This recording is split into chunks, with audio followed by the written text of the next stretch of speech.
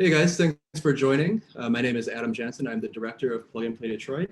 And today we're joined by special guests from Moeco who are going to be exploring technologies that transform the logistics industry in the post-COVID world.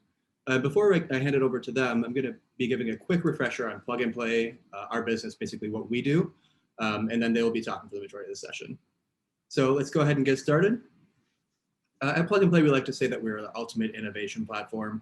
It's really at the core of what we do. And when people usually think about Plug and Play, actually on the next slide here, they usually think about corporations and startups. And so what we do, and we're best known for, is connecting corporations to startups and vice versa, in order to supercharge the innovation and basically lead to the business development of these startups.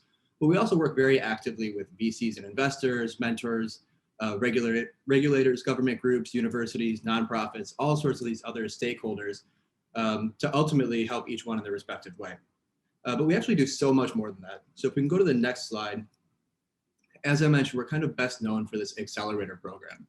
We do run over 60 accelerator programs per year in most major industries and cities. That basically results in one accelerator program twice per year, per vertical, per location. And so we end up with quite a few of them. So that's the accelerator program piece. We also run corporate innovation. And so a corporate partner will come to us and they'll say, hey, we have this technology challenge, or we have this interest that we're really looking into solving, for example, maybe in the logistics industry. And we can help that corporate partner go find the best partners for them, usually through startups, to help them to solve this problem or explore this technology area, ultimately with the idea that they do proof of concepts or pilot projects, which can sometimes lead to investment or M&A or white label products or all sorts of different outcomes. And finally, we do venture capital. So venture capital is actually where we got our start. We invest currently in over 200 give or take companies worldwide every single year. And so that makes us one of the most active investors in Silicon Valley. These do tend to be relatively small investments, about $150,000 or so, primarily at the seed stage. We've definitely considered other rounds as well and other amounts. Moving along.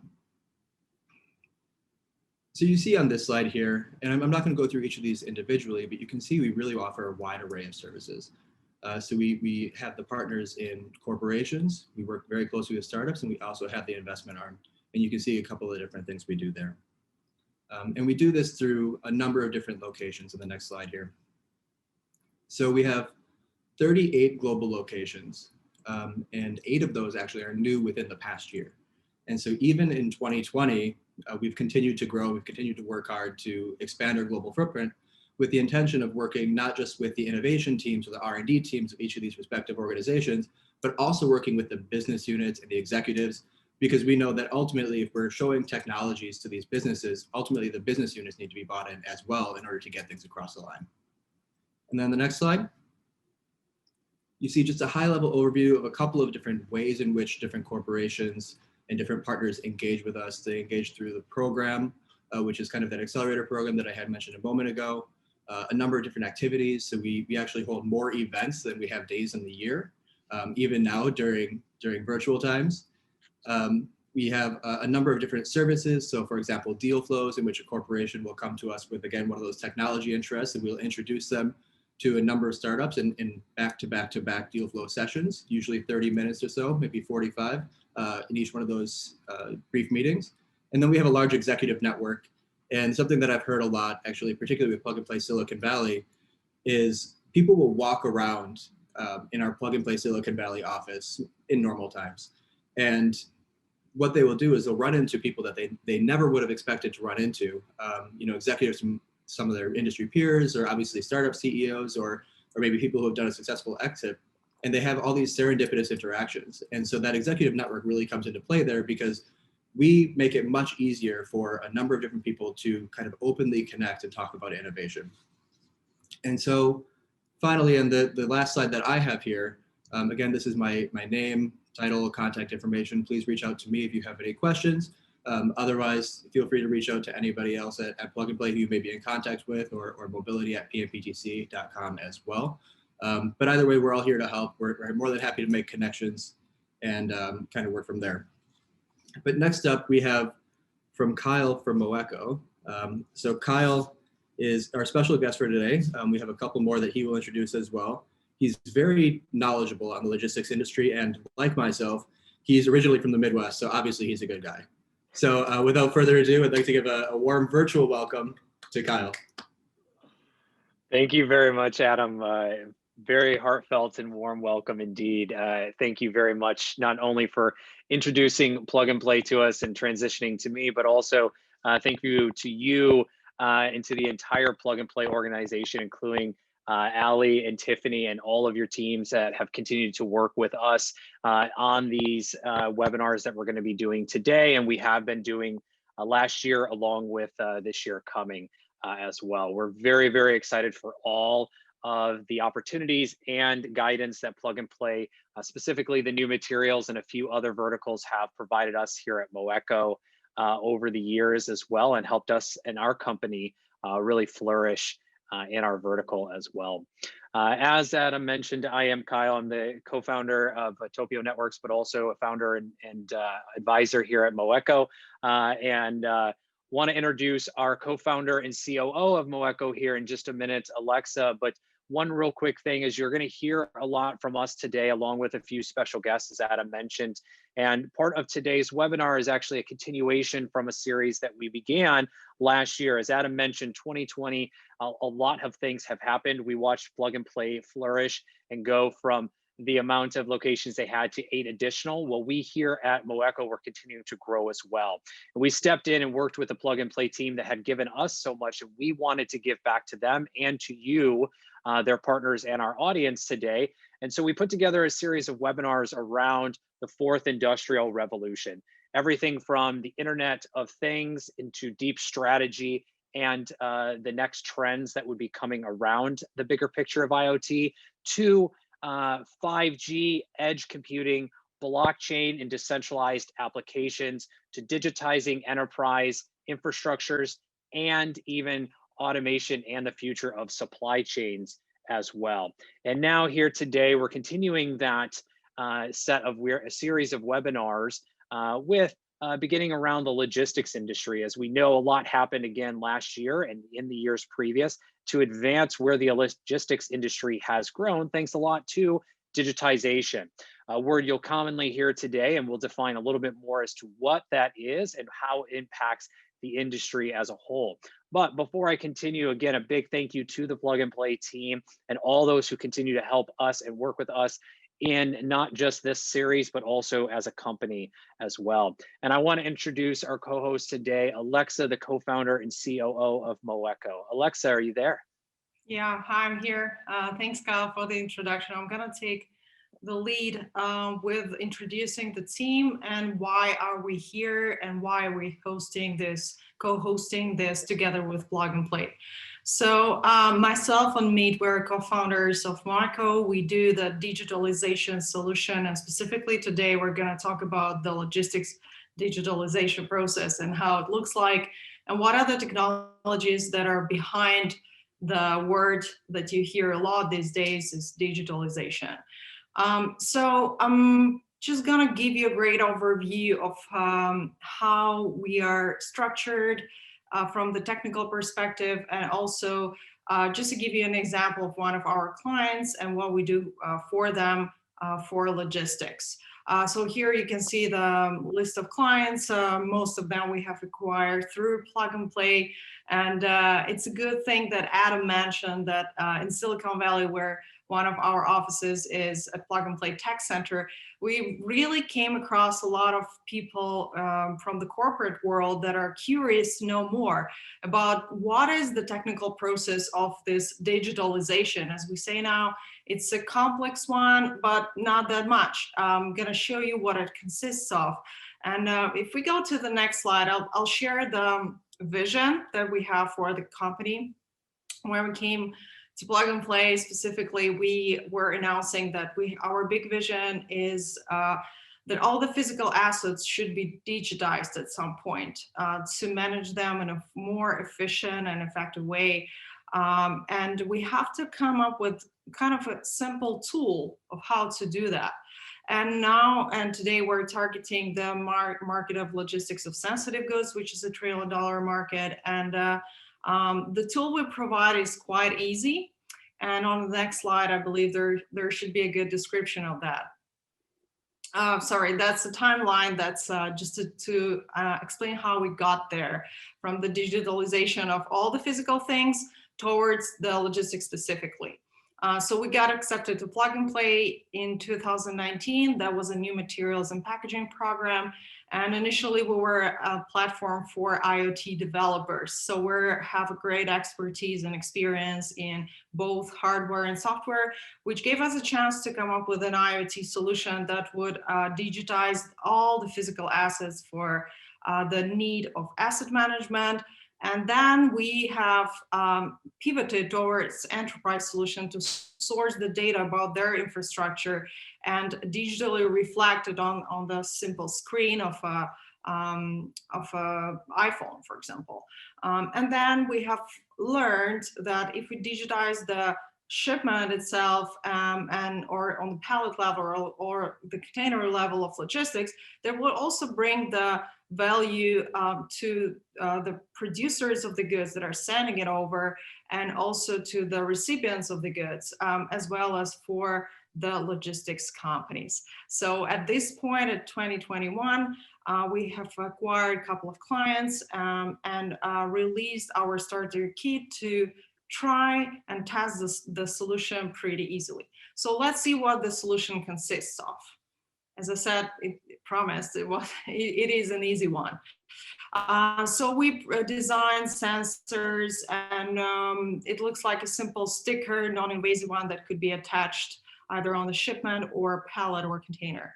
Then we transfer the data that we source from the sensors to the platform. It's a software platform that it could be installed as a separate instance, or the data could flow into the existing infrastructure of the company, say an SAP, to better reflect everything that is happening with the shipments during the logistics and the whole supply chain, from the point it is on the warehouse, in the warehouse of the producer, till the point it is on the client side. And then the next slide shows how the solution looks like. So it gives you some visuals of the platform itself and the dashboard that the product owner is seeing when just observing what are the processes of the logistics. So what are the conditions? Here we specifically focus on the conditions monitoring. Things like not only the location, which is pretty easy to get these days, but also what are the risks? If the temperature goes higher or lower, if there is a risk of damage, we can see it by vibration, or there's any other risks. So we put the sticker on top of the box, and we have the special secure seal, which indicates when, where, and who was opening it. It helps us to better manage the quality of the logistics and provide a better data about the ETA, and run the predictive analytics on top of that. That's an easy example of who could be using that type of solution. Let's say that's a food retail company that has several challenges, like spoiled foods, and there is a lot these days, and as we hear from different reports. Also there is a lot of human effort involved these days for the quality control, for dealing with any issues that can come up during the logistics. And then we provide the value in just improving this with the help of real-time data. So you can see where are the risks, and also on the shipment level, the unit economy should work. That was the main challenge of Moeco when we started. Our clients report that on the average, they have savings for $15 per pallet if they use our solution. So the main savings come between us is just reducing the human effort and everything that comes with it. The quality control and assurance, dealing with issues, and of course, dealing with the insurance agents later on.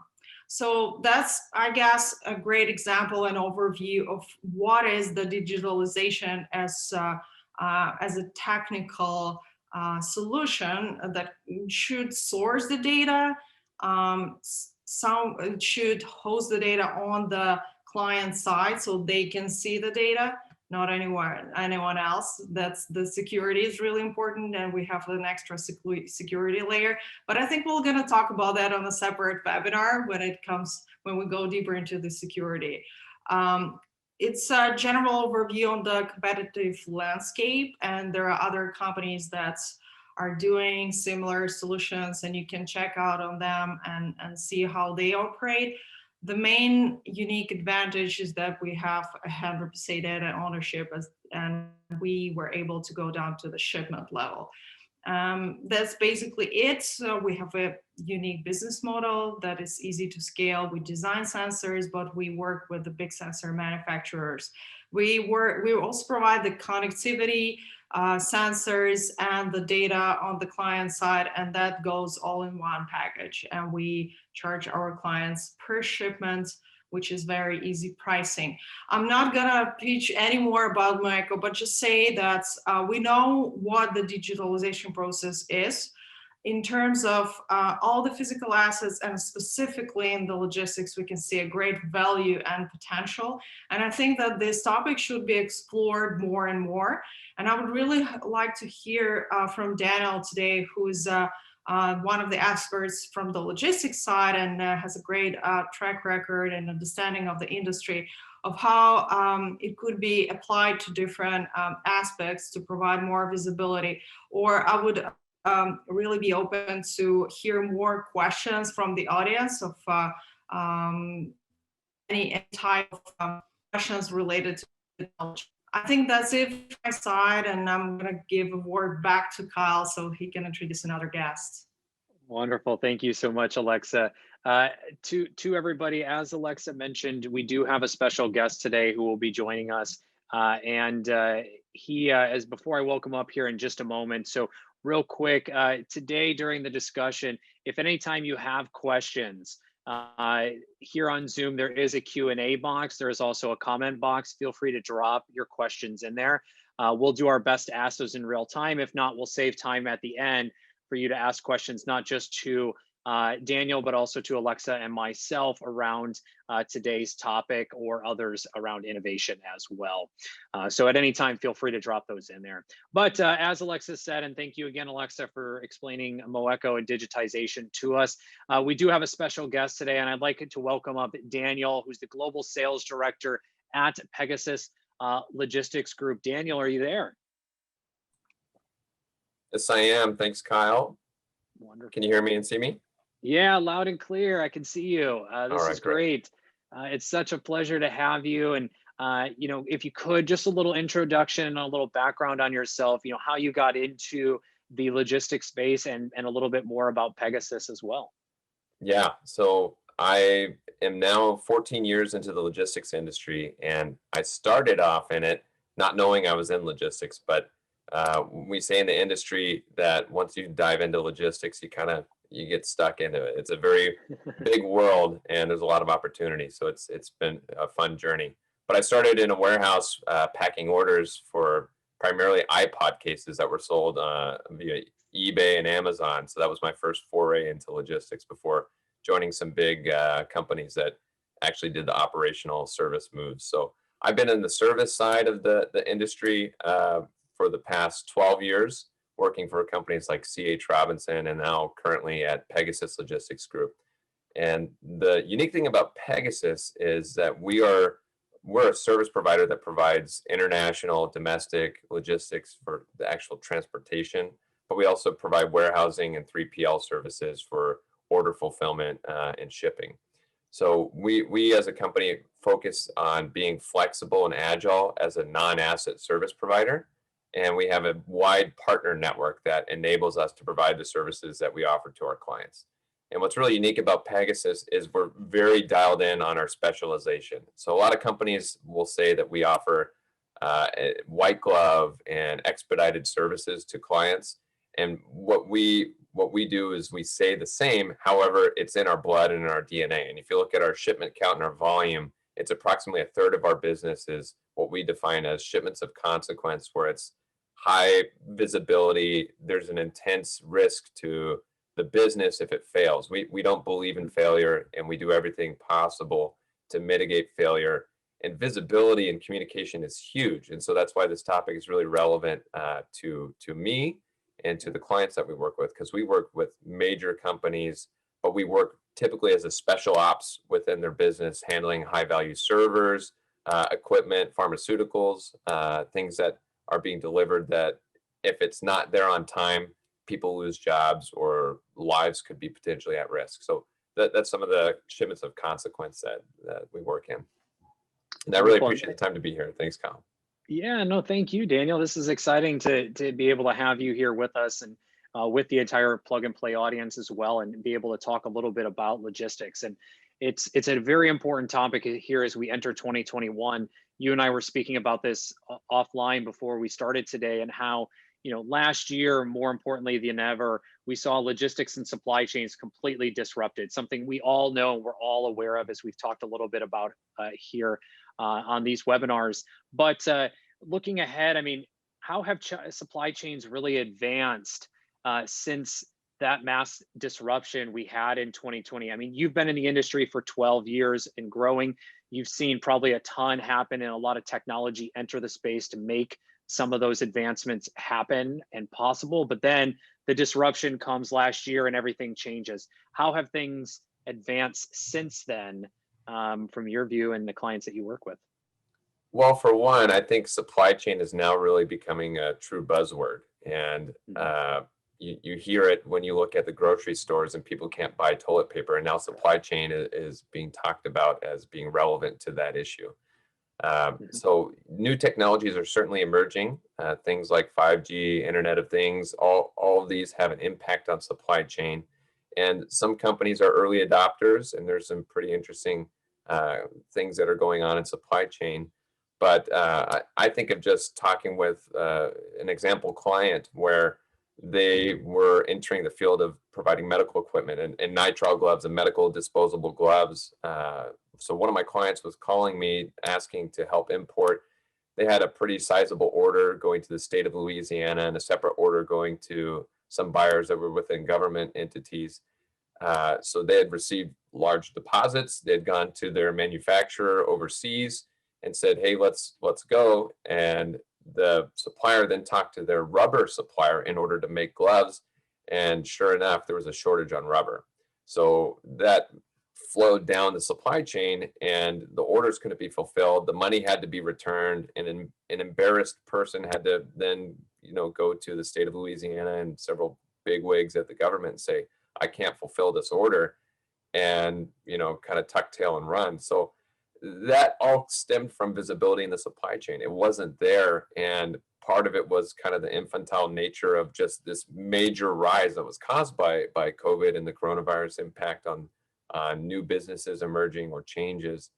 And I encourage people, when thinking about your supply chain, map it out. Make sure you know where your suppliers are, where the suppliers to your suppliers are, where your raw materials are sourced from. If you don't have a clear understanding of that, you're putting your supply chain at risk for things like COVID or anything else that can happen weather-wise, or government issues or restrictions that might impact your suppliers and ultimately your end customers in your business. And one of the common issues I think we've continued to see over the past couple of years really is the issue of visibility. All right, we've got more opportunities to connect our supply chains, to grow those supply chains, and to increase our logistics, whether it's at a hyper-local level or it's even more global. But visibility still seems to be a common issue across the board for many. A question for you is, how does visibility impact really the supply chain of an organization, whether it be here in the US or anywhere in the world for that matter? How is visibility and playing an impact in supply chains? Sure. And Kyle, do you mind going to the next slide? I think I had that picture that mapped out. Yeah. Yeah. So if you look here, this is a good example where you can see a potential roadmap of the beginning to end of supply chain, starting at procurement, where you're sourcing the materials either from international suppliers or domestic suppliers. And if it's international, then there's importing that's involved. and then it flows into manufacturing, warehousing, moving it to the customer, whether it be a DC distributor, sold to the end customer directly, whatever the means is. So this flow shows you what a supply chain may look like. And if you go to the next slide, a lot of people focus their RFPs around just one siloed focus, like the outbound transportation costs. We get invited to a lot of RFPs where the director of transportation, director of logistics at a certain company may say, we're trying to manage either better service levels, reduce costs, or what have you.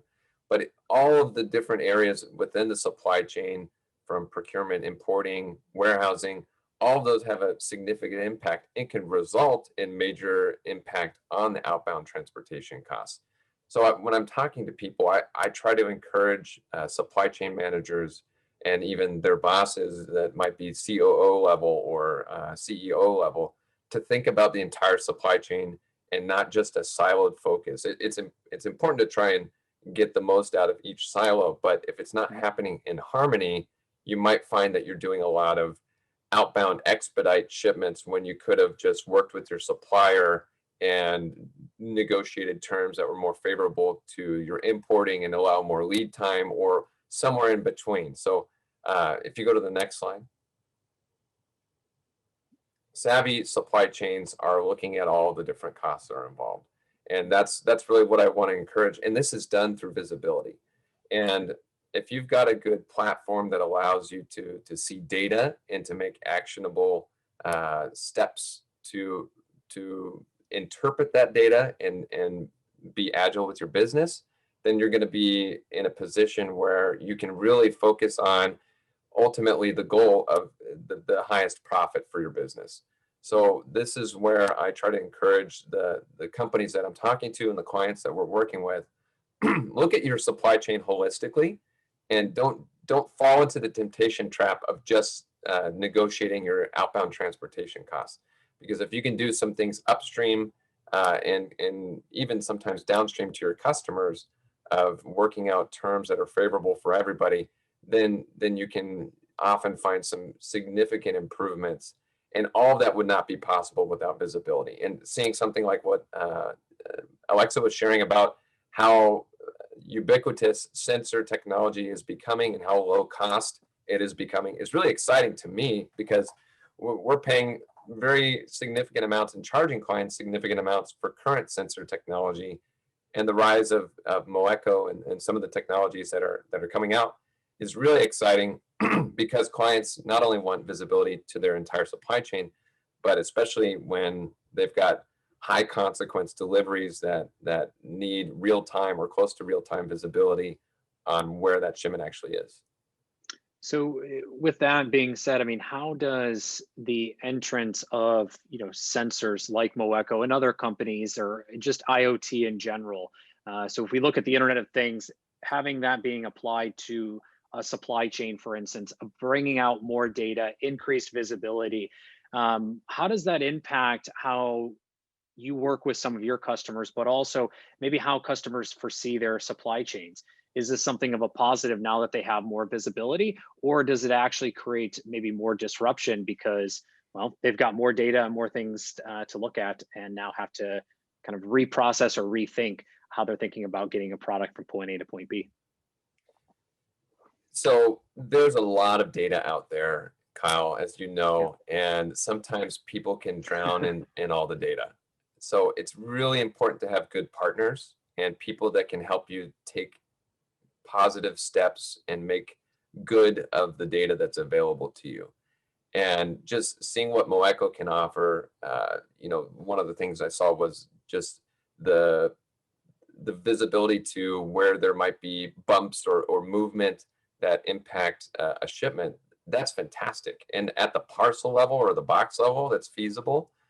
We're seeing, technologies like the tip and tells or the shock watches where it will measure that something happened at some point during the transportation cycle, and where specifically, I don't know.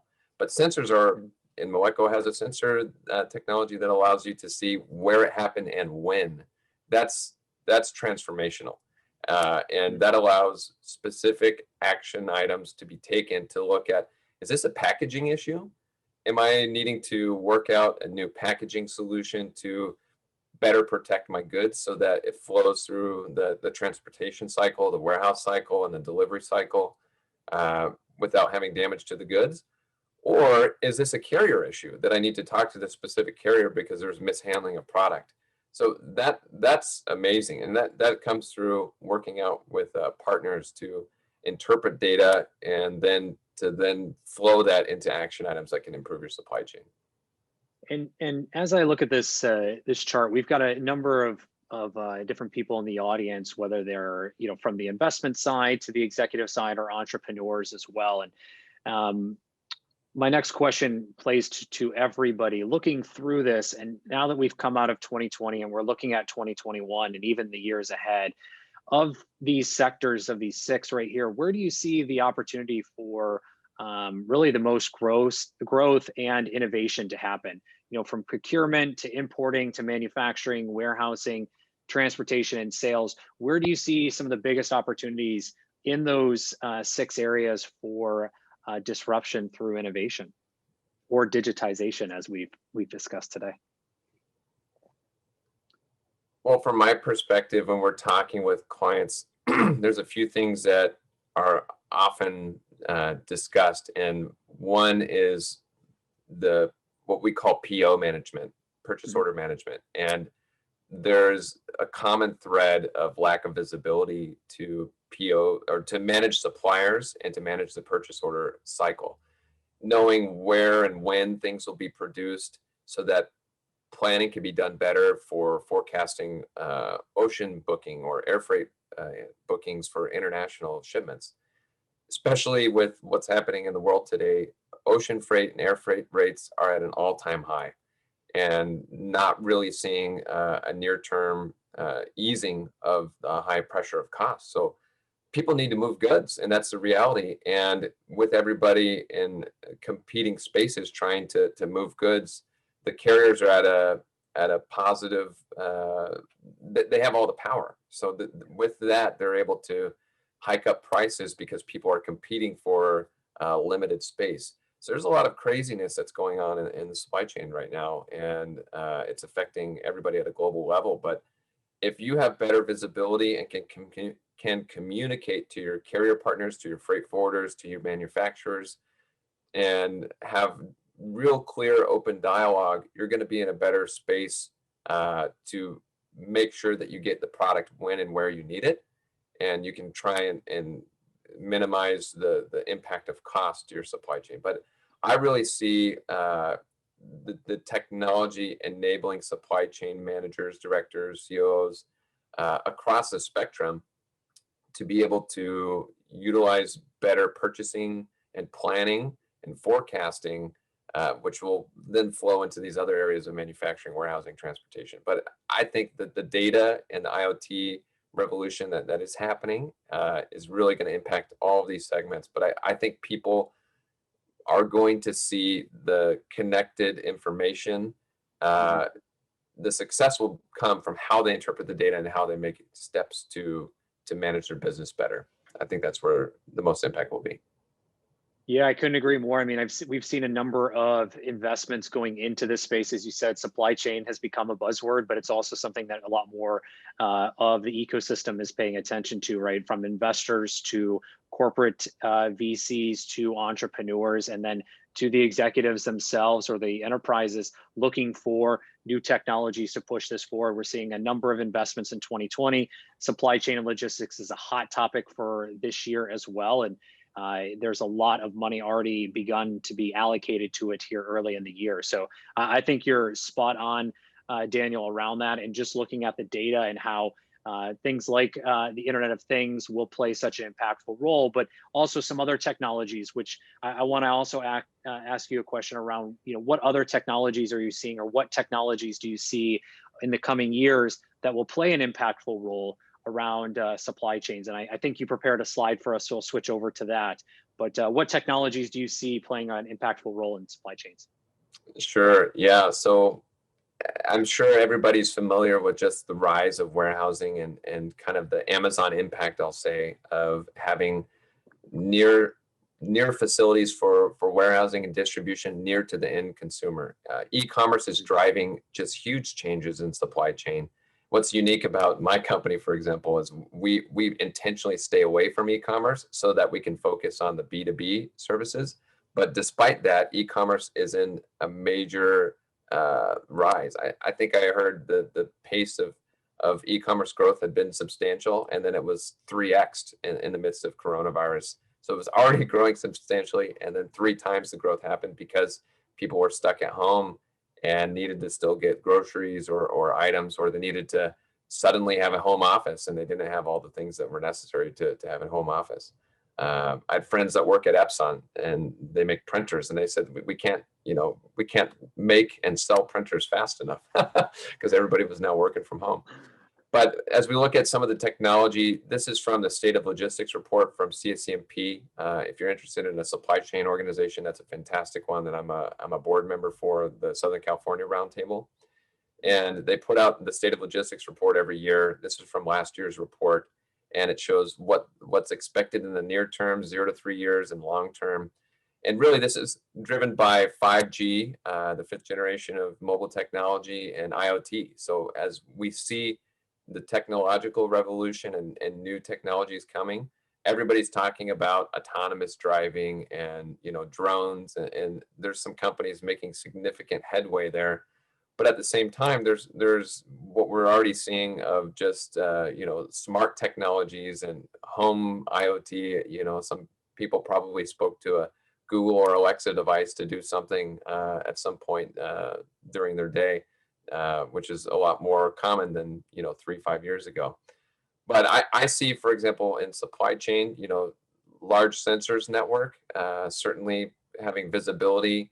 When you look at a FedEx or a UPS, they have sensors that scan a label that moves at high speed, but it only tells you that it was at this facility at a certain point in time. It doesn't tell you where in the facility, and that's a shortfall of the current technology. But I see things like what Moeco is offering, of being able to give throughout its life cycle, where is that item, that box, that pallet, that crate, whatever it may be.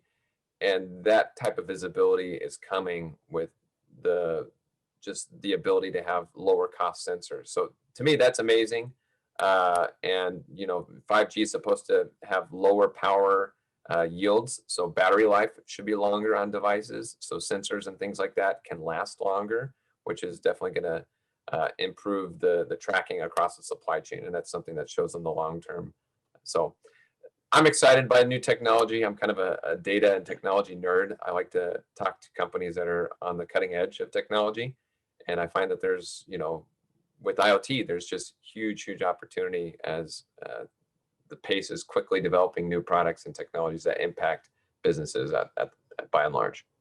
Absolutely. And we've also begun to see a lot more conversation around circular supply chains as well. So the renewal or reusing products as well, and creating that circular supply chain so that nothing gets left behind, if you will, and we continue to focus on renewables in some way, shape, or form as well. And Daniel, a question for you again around Pegasus. Where do you fit into that visibility map that we're looking at? I mean, you provide a service to your clients, a very good one at that. Where do you guys play a role in the visibility currently today, and how will that change here going into the future as things become more digitized? Yeah, so I'll give you an example of visibility. I talked about PO management earlier, and we have dashboards that help clients to manage their suppliers and scorecard suppliers to see that products that are supposed to be made and shipped by a certain timeline meet those milestones. So we enable customers to manage suppliers better and to scorecard them. So that's one thing that we offer, certainly. We have technologies that allow the tracking and warehouse and inventory management for customers that choose to use us as a 3PL. But a use case that has developed recently over the past few years is we work large company that manufactures ATMs that go to banks. And you can imagine the sensitivity around shipments like that when it's got user data on servers that if that were to be hijacked, you can't put a value on something like that. So we're using sensors and geofencing to plan routes and to know if it deviates that that's probably a 911 call that's going to go to rescue maybe a hostage type of situation. So hopefully that doesn't happen. But the customers are really driving what they're asking of us. And so we've implemented technologies like sensors to go on every shipment. And that way they know where their product is in real time. And when you're looking at something like an ATM delivery going to a rigging location where there's installers that are being paid to be on site for a scheduled time frame, there's not only the cost of the installation, the installers possibly being delayed or impacted, but there's also SLA or chargebacks that will happen if that service isn't met on a particular day or time. And for one client, it's in the tens of thousands of dollars per hour if that time frame's not met. So there's significant costs. We work with companies that are making automotive parts, and if a plant goes down because a part's not there, that can be millions of dollars per hour that's down from a plant being idle. So certainly visibility is important, and we have solutions that we offer to customers to increase the visibility. And we really focus on providing the human touch. We're small enough and take a small enough shipment volume because we don't do e-commerce to still manage and monitor each shipment that flows. And we hug every shipment is what we say to our customers. We watch it from cradle to grave, and we focus on just the shipments of consequence for clients. And we're working with, Fortune 100, Fortune 500, all the way to startup level size. And do you see that maybe even getting more involved or maybe less hands-on as, again, supply chains become a little bit more digitized and clients have more access to data? Or do you see yourselves being more hands-on because you share that data amongst both you and the customers as well? Well, I'm really excited about data in terms of tracking and the ability to push that to the customer closer, because that's really that's not new technology. You've been able to ping a driver and see where they're at on a map for at least a decade in close to real time, but it wasn't ubiquitous, and it's becoming more and more common for the rise of mobile technology and smartphones and everything else, where there's not an excuse why you can't have real-time access to a driver anymore. So that ability has definitely improved carriers like us and our customer calling, hey, what's the status of this? Well, let me get back to you, and then chasing somebody, trying to reach somebody on the phone, and then provide an update within an hour's time frame or whatever. Now it can happen with the click of a map.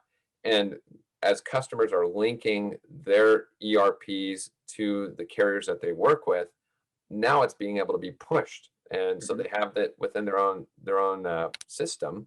And so they don't even need to make the phone call. So that's reducing the human touch requirements that could be costly for not only the customer or manufacturer of the goods, but also for carriers, which enables more human focus and exception management. So if something's going out of service or potentially delayed, you can be more proactive from the standpoint of managing the exceptions by having data available to look at.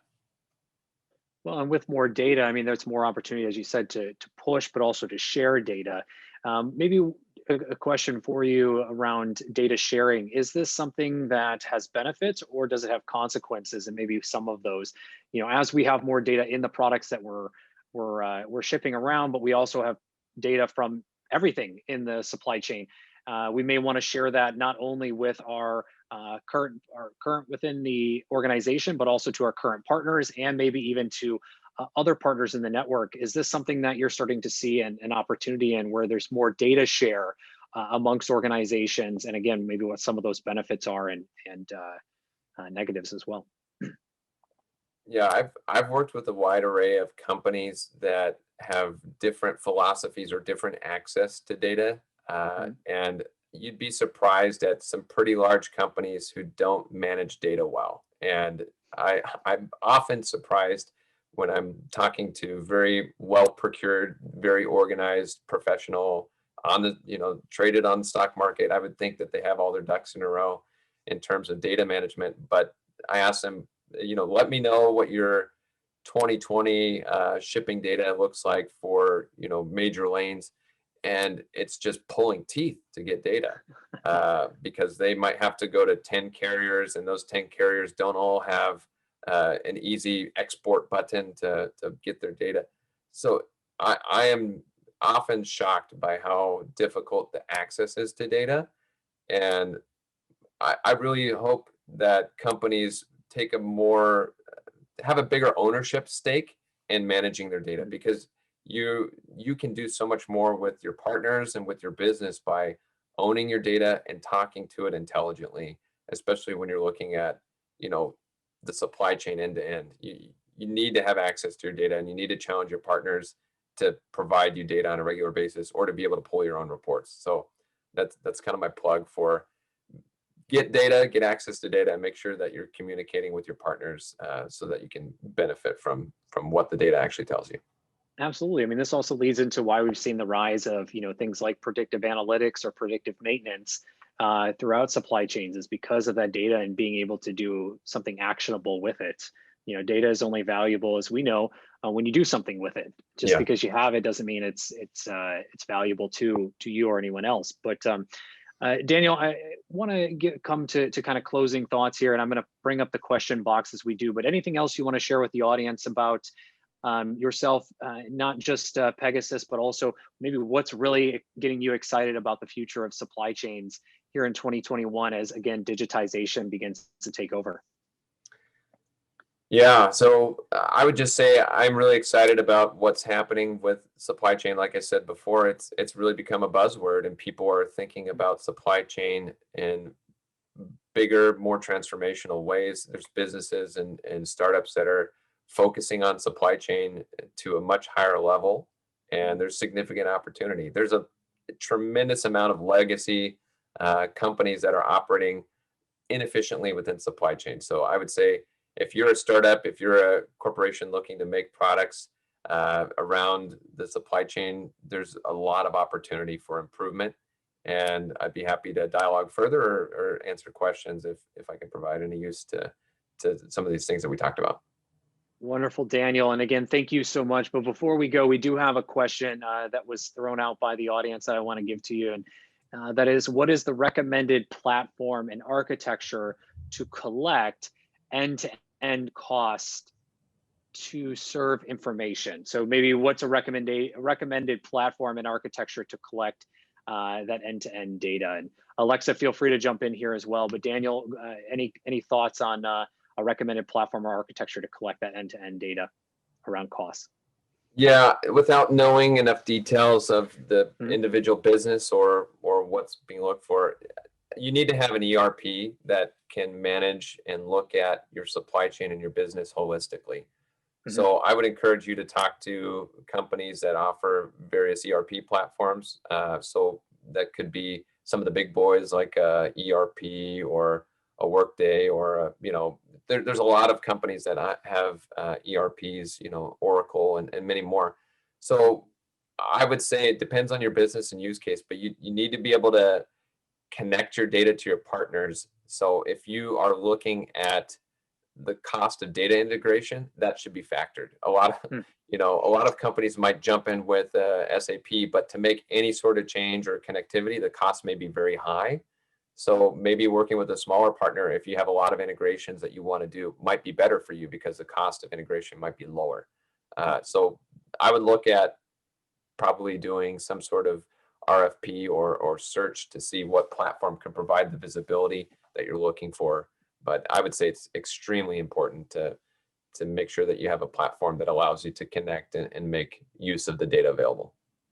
Wonderful. Thank you again, Daniel, so much. I want to thank you on behalf of the audience, Plug and Play, and also here at Moeco. We're very appreciative of your time today, and thank you so much for sharing everything that you're seeing at Pegasus, and then also in general how you're seeing the market as well.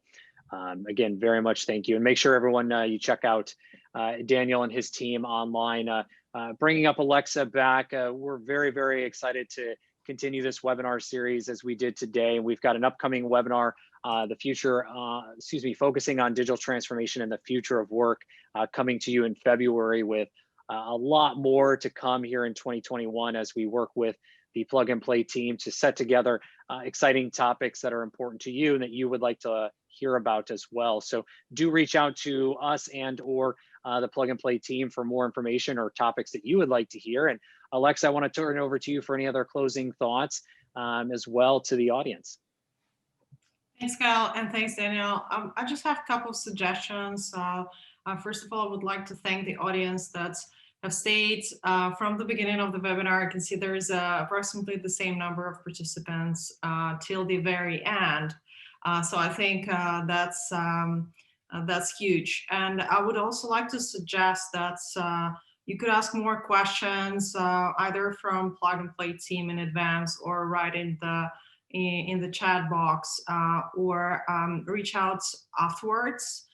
Here is our contact information, and we would be happy to share the presentation with you afterwards, so you have it, keep it handy. And also, if you need more information or any kind of follow-up, I'm always open and available for that. Thank you so much. That's it. Thank you. Wonderful. And again, thank you very much to the Plug and Play team for helping us to coordinate this. So very thankful. And to your audience, as Alexa said, thank you for tuning in. And Daniel, again, thank you for joining us. And do reach out if you have any questions to Daniel or to us here at Moeco. And everyone have a great day.